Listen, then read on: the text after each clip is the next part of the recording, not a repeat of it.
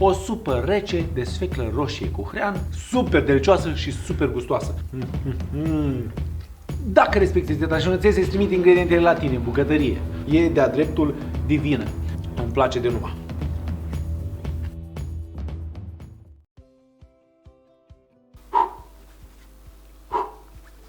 Da, voi știți regula celor 3 vai de mine?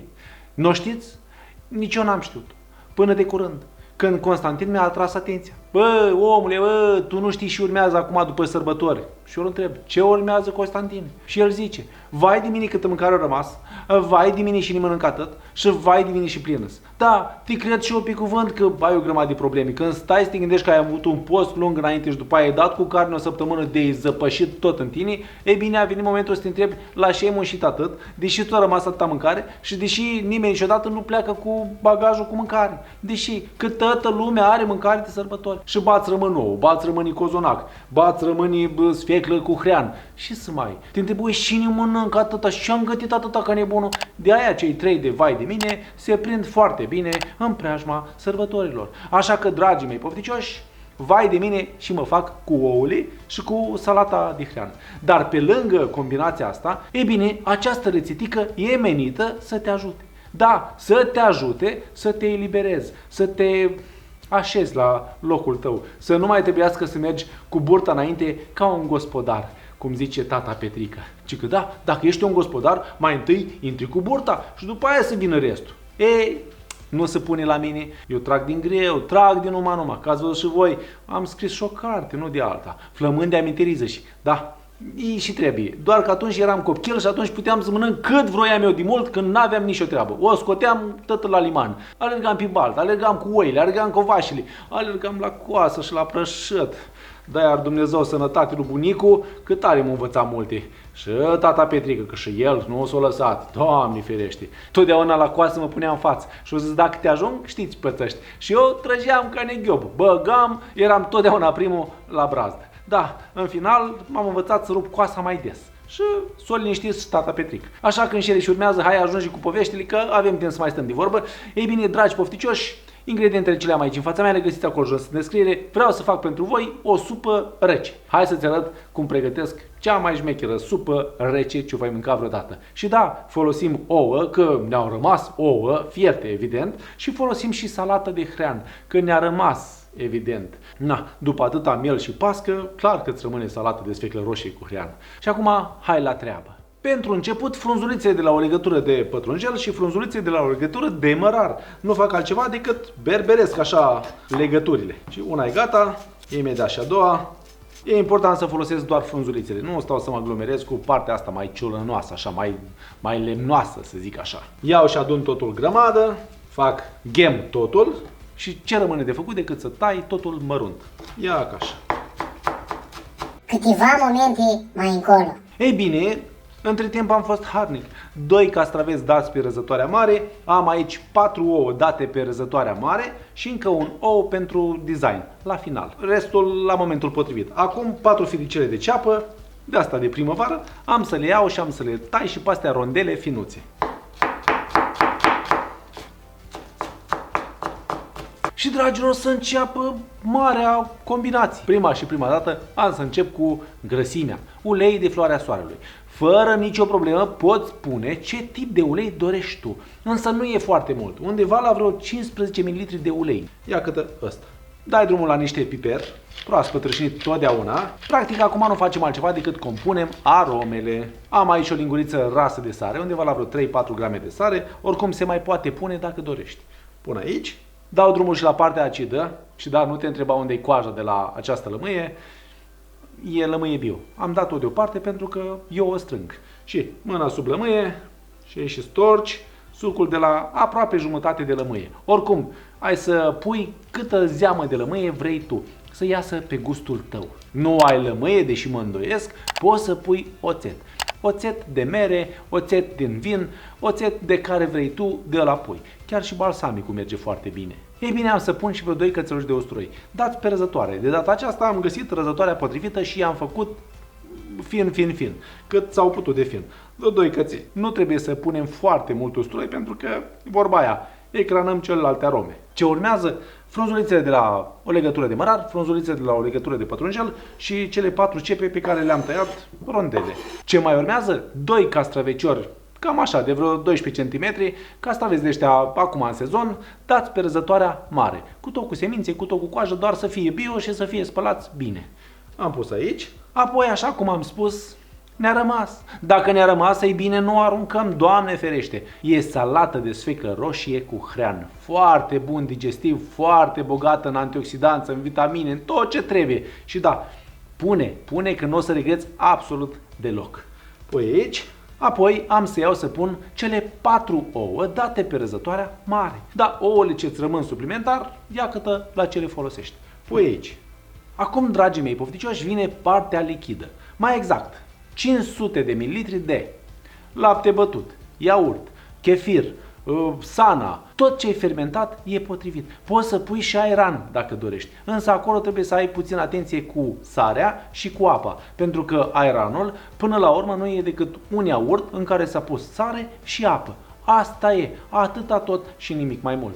Drept urmare, eu că sunt fan lapte bătut, am să pun lapte bătut. Și ia-că-l, 500 de ml de lapte bătut.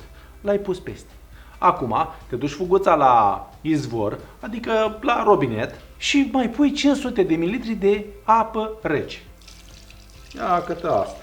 Dacă ai prins raportul perfect de apă, sare și iaurt, plus ce ai mai pus tu aici, nu mai ai nevoie să completezi cu absolut nimic. Însă iei și guști la final să vezi dacă mai trebuie sare, piper sau cine știe zeamă de lămâie. Deci mare atenție, vrei să-ți iasă un gust nemaipomenit, trebuie să fii atent la câteva aspecte. Așa că, ce rămâne de făcut decât să iau, să amestec toată zeama asta pe care mulți dintre voi o să-mi spuneți: ce ai făcut acolo, bă, Constantine? Ți-ai bătut joc de salata aia, ți-ai bătut joc de ouăle alea, de castravete, de tot. Ei bine, dacă tu crezi că mi-am bătut joc, nu fă! N-ai decât să faci cum știi tu și ce știi tu. Eu ți-am arătat o rețetă, nu inventată de mine, Doamne ferește, cine sunt eu să inventez rețete? Sunt deja făcute de alții, mai inteligenți ca mine. Și tot ce trebuie să faci este să le accesezi. Eu asta fac, caut, le accesez, le îmbunătățesc pe aici pe acolo dacă e cazul, dacă nu, iau și le prezint. Rețetica aceasta își are origini de prin zona aia, Uzbekistan, Azerbaijan, Kyrgyzstan, alea cu Stan pățitul. Sper să nu pățesc și eu cu supa asta rece.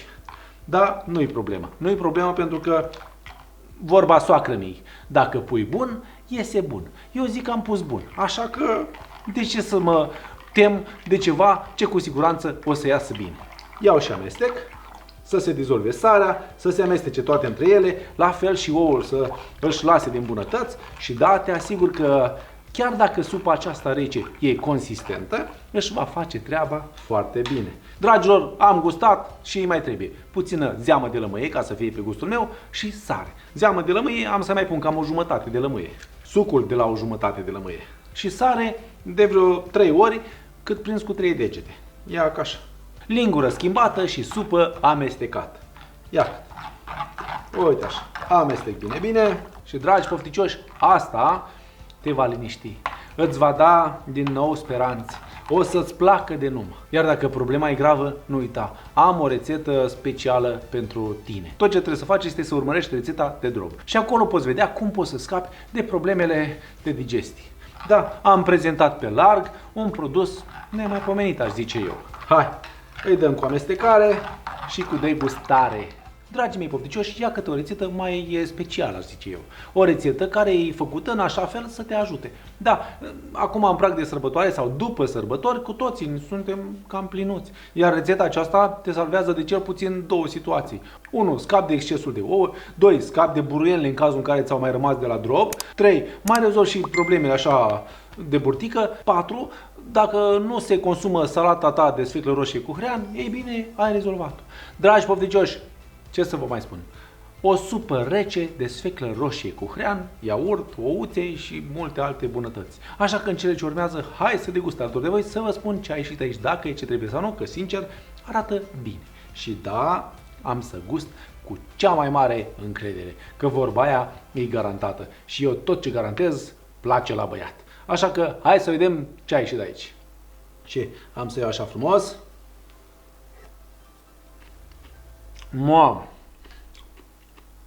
Mama mia! Vai cum merge! Uite și ouțul. Vai și bune! Dragii mei pofticioși, și eu am fost sceptic la început cu această rețetă. Însă, te invit să o faci, să o încerci și dacă cumva ai ceva de comentat, lasă-mi în comentarii. E șmecherie, e de-a dreptul divină. Și da, dacă vrei ceva udătură după sărbători, ei bine, în 10 minute, nici măcar, cât fierb ouăle, tu tai ingredientele și în 10 minute, maxim 12, ai obținut o supă rapidă. Super delicioasă și super gustoasă. Unde mai pui că e hrănitoare, unde mai pui că e și cu ajutor, unde mai pui că are și o grămadă de vitamine, nutrienți, fibre și ce mai avea ea. Hai! Îmi place de numai. Frumoșilor, hai că nu vă mai fac poftă. Oricum, fuguța și executați supica. O să vă placă de numai. Așa că vă mulțumesc că m-ați urmărit până la final. Vă mulțumesc că sunteți alături de mine ca de fiecare dată, că vă plac rețetele mele, că îmi dați cu like, cu share, cu comentarii, că mă apreciați pe pagina de Facebook, că mă urmăriți pe TikTok și Instagram, că îmi dați cu abonare pe canalul meu de YouTube și mai nou că mă vizitați pe chefpaulconstantin.ro, acolo unde această rețetă de supă rece de sfeclă roșie cu hrean și ce am mai pus eu pe acolo, o vei găsi cu ingrediente, cu mod de preparare, să știi ce ai de făcut să-ți iasă ceea ce trebuie. Iar până data viitoare, când ne vor vedea cu o nouă rețetă super delicioasă, rămâi flămând de amintiri, mereu pofticios, cu gândul la bunătatea asta de supică. Eu te-am pupat, te-am îmbrățișat și să ne auzim fericiți, sănătoși și bine dispuși data viitoare. Sărbători cu bine, să vă fie de bine și sănătate mult. Ia uite tu, o să apară în cartea asta data viitoare.